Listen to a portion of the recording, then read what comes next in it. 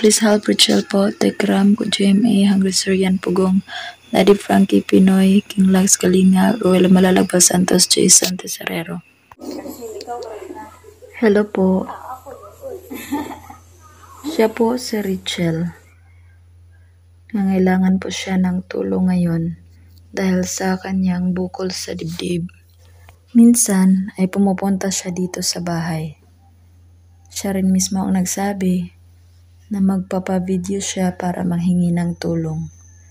Sabi ko sa kanya, hindi ako sikat na YouTuber. Pero sabi niya, okay lang. Palipat-lipat ng school si Richelle. So ngayon, nandito siya sa school namin at dito rin siya nakatira. Nag-iisang babae si Richelle. Meron siyang 2 kapatid na mga lalaki. Good morning, classmates. We are the team at Servisyo. Balot ako ng basura, basura, basura. Balot ako ng basura sa ilog. Hello po, magandang araw po sa lahatan nanonood. Sana po matulungan niyo ang aming isang kaklase na may bukol sa dibdib malapit sa balikat. Mabigyan niyo sana ng tulong. Matulungan niyo si Richelle para maano yung bukol niya sa dibdib. Sana matulungan niyo magbigay ng pera para maano yung bukol niya mawala dito sa dibdib niya. Ito pong kaklase ko si Richelle. Sana matulungan niyo po siya.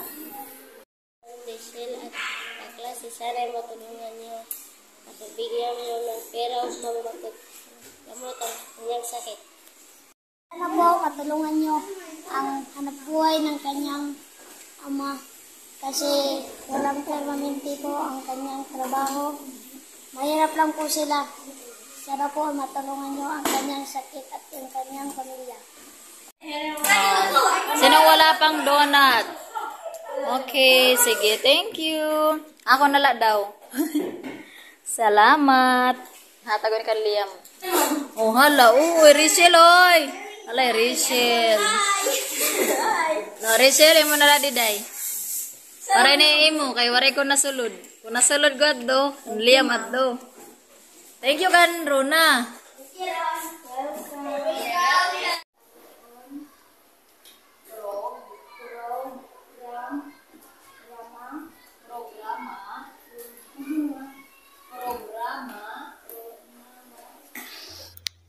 Sa ngayon po, ay isa lang ang hiling ni Richelle. Yan ay ang mapagamot siya, mabigyan ng tamang lunas ang kanyang sakit. Ito pala yung dinadaanan niya pag siya ay umuwi galing sa paralan papunta sa kanilang bahay.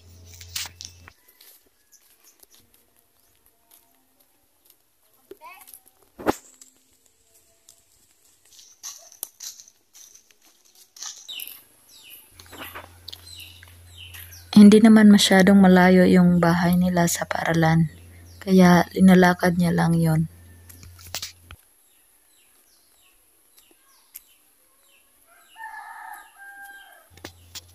Pag may kasama siya, dito siya dumadaan, pero pag wala, doon mismo sa sementadong daan. Medyo masayahing bata si Richelle. Minsan naman ay lumiliban lang talaga siya sa klase dahil meron siyang sakit.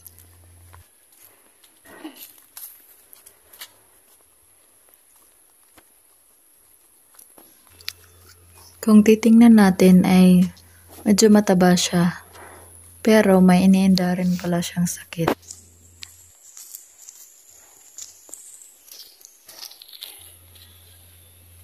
Minsan ay tinatawag siyang Richelle.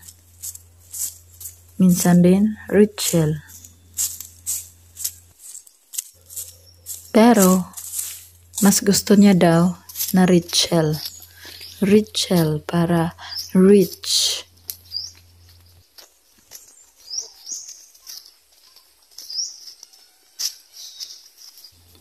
Sa Richel pala guys ay kasalukuyan nag-aaral as grade 5 learner sa school namin at siya ay 13 years old na ngayong December sa taong ito, 2024. Ayan, medyo malapit na siya sa kanilang bahay.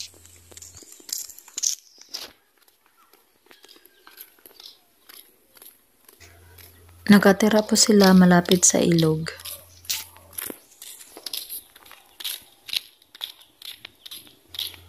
Dahil nag-iisa siya na babae sa kanilang bahay, ay natuto na rin siya sa mga gawain, kagaya ng pagluluto, paghuhugas, paglilinis ng bahay.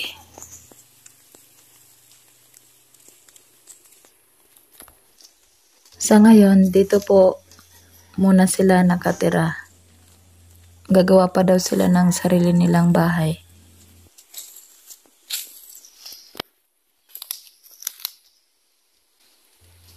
Bahay pala ito ng tita niya kasi yung tita niya ay nandoon sa Manila. Kaya sila lang muna nakatira.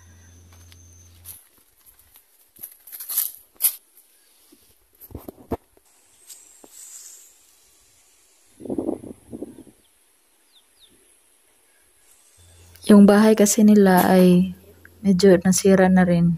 Kaya plano nila na gumawa ulit ng bahay.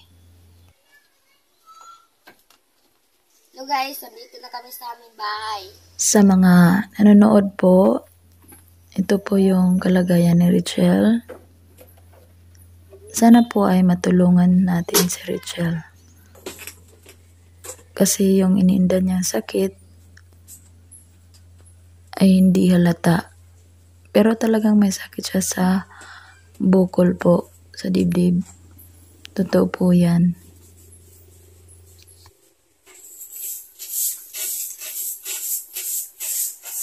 Nawa po ay may tumulong sa kanya.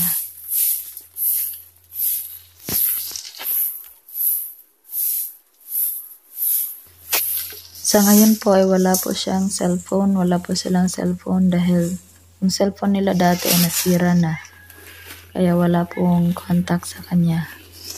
Kung gusto niyo pong tumulong ay pwede lang po ninyo ipaabot sa akin at papaabot ko rin sa kanya yung tulong na ibinigay ninyo.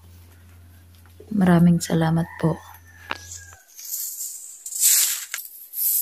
So sa mga charity vloggers, naway makita niyo ang video na to. Naway makarating po sa inyo ang video na to at matulungan sa Richel.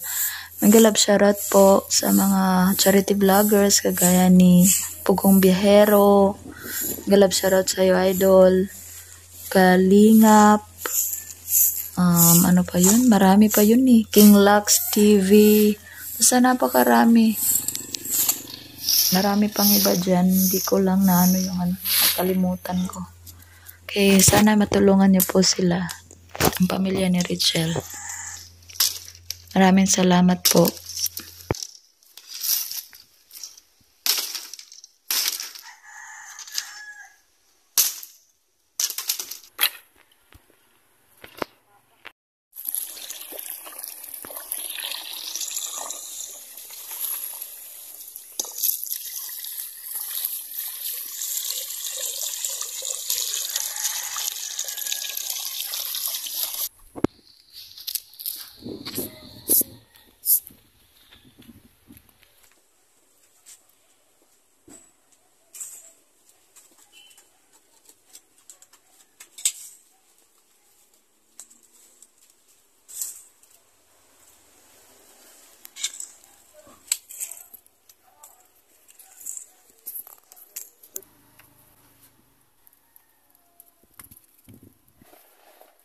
Mega love shoutout din sa ano ba yun? Bench TV ba yun?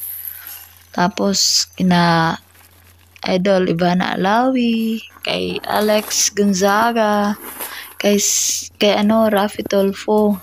So mega love shoutout po. Sana po ay makita niyo ang video na to at matulungan si Richel. Alam kong napakarami dyan na charity vloggers. Kay Sir yan, basta yung mga sikat na yun. So sana po ay makita ninyo to guys at matulungan si Richelle. At saka yung iba pa dyan na hindi ko na-mention. Naway kayong lahat po na nanonood, sana po ay matulungan ninyo si Richelle guys. God bless you all.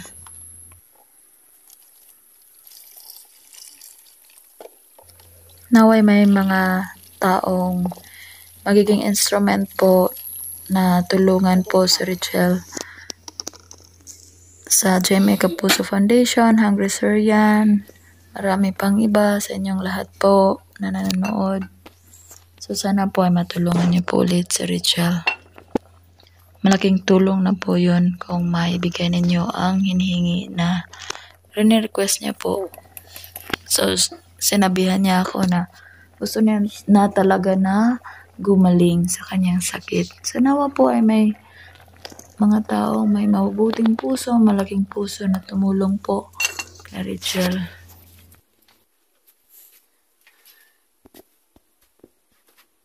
Tapos na kami nanlilinis sa bahay namin. Parang na ako nakakuan, ma'am, kay eskwela, ma'am, kay inaharantan ako, tapos yung pa-check up lahat ako, kay na ako mga ubo, tapos na akong dugan liwat, tapos waray man libre pa. Amad to, waray nagkadayong pagkuan ha akon. Kay dito man kami may biliran yan, tapos pagkauli pala namon. Tapos pira kami dito kabalik ka biliran, waray pa kuan. Ito pa daw ko may takloban. Waray pa daw ko nakauli. Tapos amad to, umulit ako dida, tapos amad to, waray ko ginpakuan ni Papa, law-law lanay, tapos waray kita eskwela kay ang sinakitan ko naman. Ano man masakit? Andidi, tas andidi. Aluyo. Sige, so guys, siya pala si Richelle. So ngayon ay nangailangan siya ng tulong.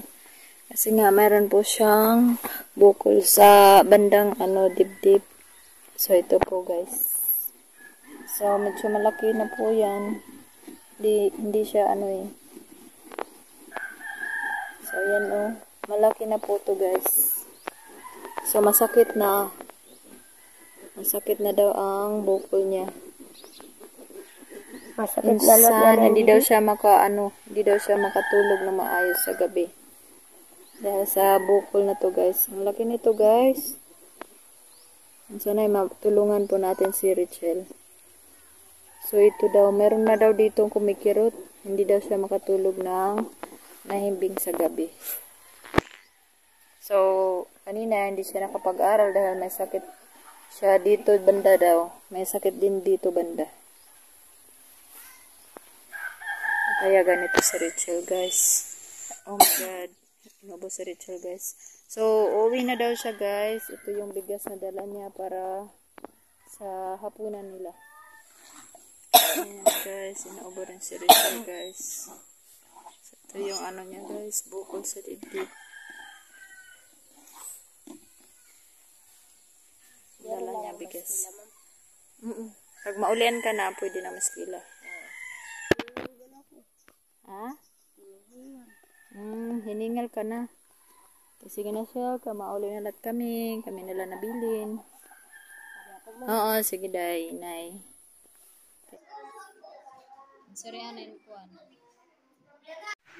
Hello po. Ako po yung guro ni Richelle. So sa mga nanonood, napakahalaga na ating bigyan ng pansin at tulong si Richelle. Isang batang may bukol sa kanyang dibdib. Ang kanyang kalagayan ay hindi lamang simpleng usapin. Ito ay nangailangan ng agarang interbensyon at suporta. Sa pamamagitan ng ating pagkakaisa at pagtulong, maaari nating bigyan si Richelle ng pag-asa at pagbabago sa kanyang kalagayan. So, narito po. Ito po yung bukol na nakikita niyo sa kanyang dibdib. So, hindi po ito, kagaya ng ibang bata. So, talagang bukol po ito na sinasabi niyang kumikirot. So, mayroon na siyang nararamdaman sa ngayon. So, sana po ay matulungan ninyo kami, lalong-lalo na yung mga magulang niya kasi naghihirap lang din po sila. So, naway makabigay po kayo kahit kunting tulong na heartily given po. So, para po makapagpa-check up na siya sa kanyang nakaramdaman sa kanyang sakit. Nagkwenta ako mabuligo kay para lang maka-open akong kalawasan. Hindi rin na magkakasakit. Pero nagbabalik-balik na akong sakit. So, sa ngayon, meron po siyang ubo. So, inuubo po si Rachel. So, mabuti nga ngayon, kumalma na nag-video. So, kanina, bago pa hindi siya, talagang sinumpong yung niya, yung ubo niya. So, sana po ay matulungan natin si Rachel, guys. Thank you.